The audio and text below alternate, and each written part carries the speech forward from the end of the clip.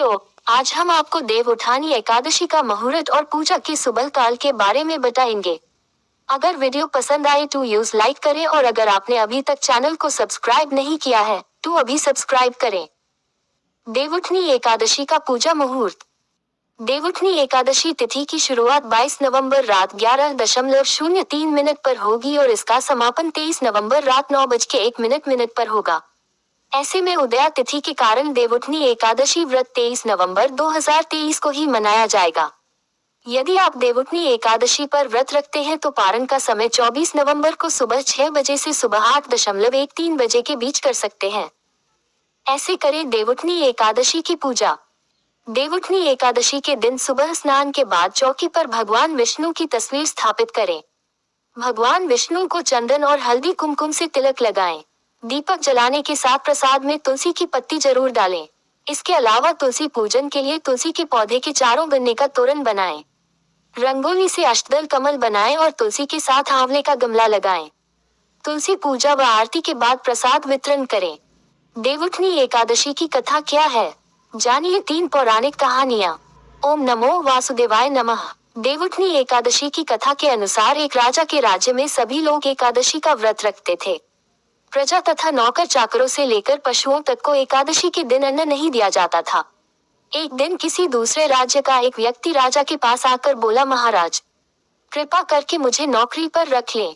तब राजा ने उसके सामने एक शर्त रखी कि ठीक है, रख लेते हैं, किंतु रोज तो तुम्हें खाने को सब कुछ मिलेगा पर एकादशी को अन्न नहीं मिलेगा। उस व्यक्ति ने उस समय हाँ कर ली, पर एकादशी के दिन जब उसे फलाहार का सामान दिया गया तो वह राजा के सामने जाकर गिड़गिड़ाने लगा, महाराज इससे मेरा पेट नहीं भरेगा, मैं भूखा ही मर जाऊंगा, मुझे अन्न दे दो। राजा ने उसे शर्त की बात याद दिलाई पर वह अन्न छोड़ने को राजी नहीं हुआ। तब राजा ने उसे आटा दाल चावल आदि दिए। वह नित्य की तरह नदी पर पहुंचा और स्नान कर भोजन पकाने लगा। जब भोजन बन गया तो वह भगवान को बुलाने लगा, आओ भगवान भोजन तैयार है। उसके बुलाने पर पीताम्बर धारण किए भगवान चतुर्भुज रूप में आ पहुंचे तथा प्रेम से उसके साथ भोजन करने लगे। भोजनादि करके भगवान अंतर्ध्यान हो गए तथा वह अपने काम पर चला गया। 15 दिन बाद अगली एकादशी को वह राजा से कहने लगा कि महाराज मुझे दुगुना सामान दीजिए। उस दिन तो मैं भूखा ही रह गया। राजा ने कारण पूछा तो उसने बताया कि हमारे साथ भगवान भी खाते हैं, इसीलिए हम दोनों के लिए ये सामान पूरा नहीं होता। ये सुनकर राजा को बड़ा आश्चर्य हुआ। वह बोला, मैं नहीं मान सकता कि भगवान तुम्हारे साथ खाते हैं। मैं तो इतना व्रत रखता हूँ, पूजा करता हूँ, पर भगवान ने मुझे कभी दर्शन नहीं दिए। राजा की बात सुनकर वह बोला, महाराज यदि विश्वास न हो तो साथ चलकर देख ले। राजा एक पेड़ के पीछे छिपकर बैठ गया। उस व्यक्ति ने भोजन बनाया तथा भगवान को शाम तक पुकारता रहा, परंतु भगवान न आए। अंत में उसने कहा, हे भगवान यदि आप नहीं आए तो मैं नदी में कूदकर प्राण त्याग दूंगा। लेकिन भगवान नहीं आए। तब वह प्राण त्यागने के उद्देश्य से नदी की तरफ बढ़ा। प्राण त्यागने का उसका दृढ़ इरादा जान शीघ्र ही भगवान ने प्रकट होकर उसे रोक लिया और साथ बैठकर भोजन करने लगे। खा पीकर वे उसे अपने विमान में बिठाकर अपने धाम ले गए। ये देख राजा ने सोचा कि व्रत उपवास से तब तक कोई फायदा नहीं होता जब तक मन शुद्ध न हो। इससे राजा को ज्ञान मिला।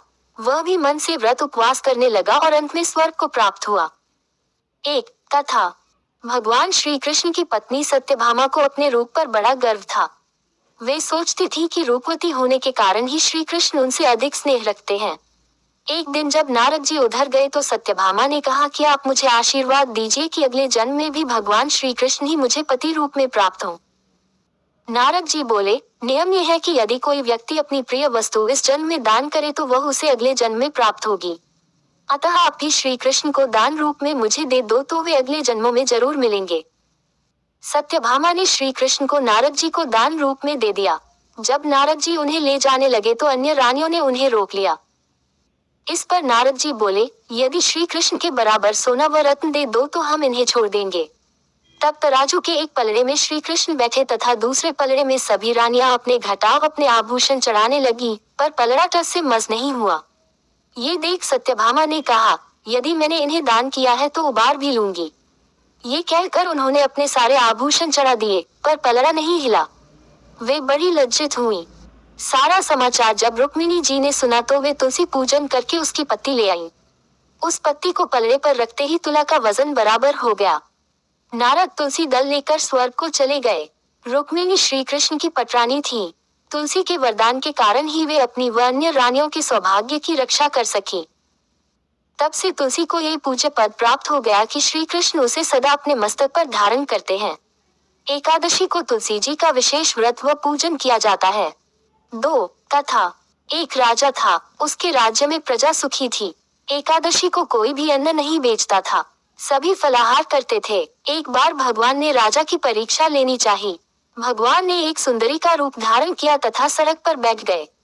तभी राजा उधर से निकला और सुंदरी को देख चकित रह गया। उसने पूछा, हे सुंदरी, तुम कौन हो और इस तरह यहाँ क्यों बैठी हो? तब सुंदर स्त्री बने भगवान बोले, मैं निराश्रिता हूँ, नगर में मेरा कोई जाना पहचाना नहीं है, किससे सहायता मांगूं? राजा उसके रूप पर मोहित हो गया था। वह बोला, तुम मेरे महल में चलकर मेरी रानी बनकर रहो। सुंदरी बोली, मैं तुम्हारी बात मानूंगी, पर तुम्हें राज्य का अधिकार मुझे सौंपना होगा। राज्य पर मेरा पूर्ण अधिकार होगा।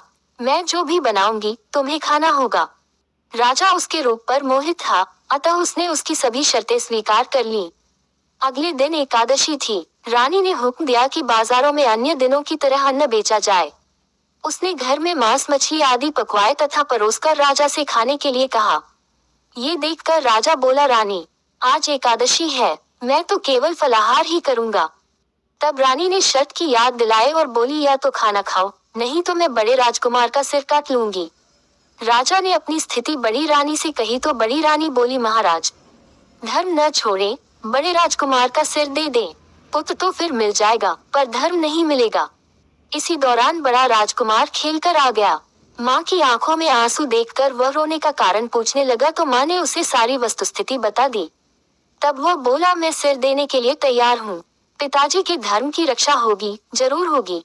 राजा दुखी मन से राजकुमार का सिर देने को तैयार हुआ तो रानी के रूप से भगवान विष्णु ने प्रकट होकर असली बात बताई। राजन, तुम इस कठिन परीक्षा में पास हुए।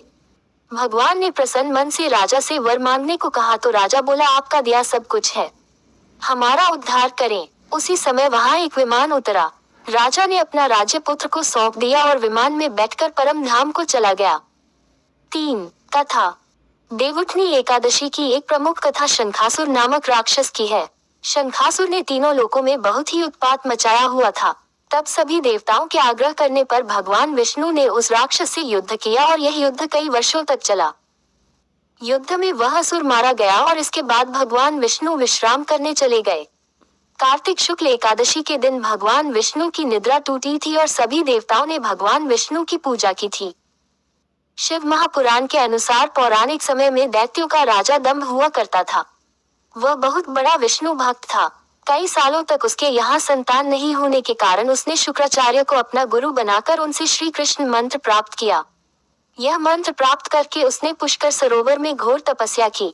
भगवान विष्णु उसकी तपस्या से प्रसन्न हुए और उसे संतान प्राप्ति का वरदान दे दिया।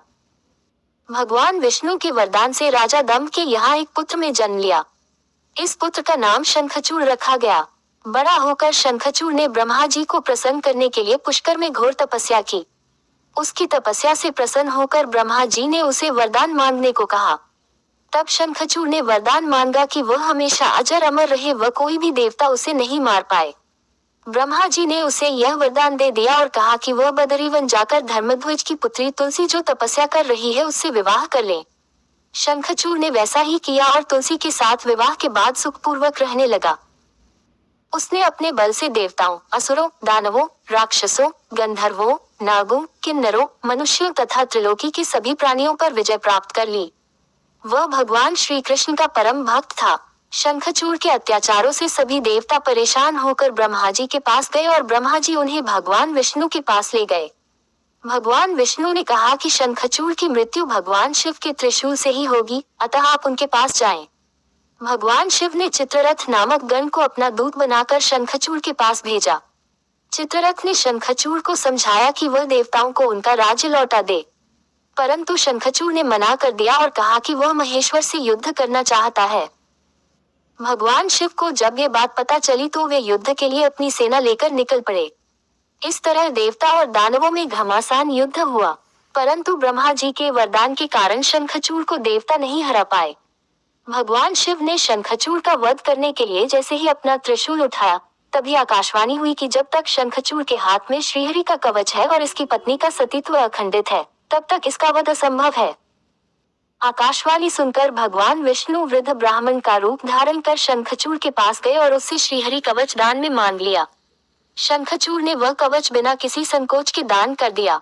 इसके बाद भगवान विष्णु शंखचूड़ का रूप बनाकर तुलसी के पास गए।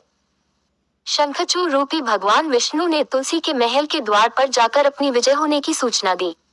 ये सुनकर तुलसी बहुत प्रसन्न हुई और पति रूप में आए भगवान का पूजन किया व रमन किया। ऐसा करते ही तुलसी का सतीत्व खंडित हो गया और भगवान शिव ने युद्ध में अपने त्रिशूल से शंखचूड़ का वध कर दिया। तब तुलसी को पता चला कि वे उनके पति नहीं है बल्कि वे तो भगवान विष्णु है। क्रोध में आकर तुलसी ने कहा कि आपने छलपूर्वक मेरा धर्म भ्रष्ट किया है और मेरे पति को मार डाला। अतः मैं आपको श्राप देती हूँ कि आप पाषाण होकर धरती पर रहे। तब भगवान विष्णु ने कहा, देवी, तुम मेरे लिए भारतवर्ष में रहकर बहुत दिनों तक तपस्या कर चुकी हो। तुम्हारा ये शरीर नदी रूप में बदलकर गंडकी नामक नदी के रूप में प्रसिद्ध होगा। तुम पुष्पों में श्रेष्ठ तुलसी का वृक्ष बन जाओगी और सदा मेरे साथ रहोगी। तुम्हारे श्राप को सत्य करने के लिए मैं पाषाण शालिग्राम बनकर रहूंगा। गंडकी नदी के तट पर मेरा वास होगा। देव प्रबोधिनी एकादशी के दिन भगवान शालिग्राम व तुलसी का विवाह संपन्न कर मांगलिक कार्यों का प्रारंभ किया जाता है। हिंदू धर्म मान्यता के अनुसार इस दिन तुलसी शालिग्राम विवाह करने से अपार पुण्य प्राप्त होता है। Thanks for watching.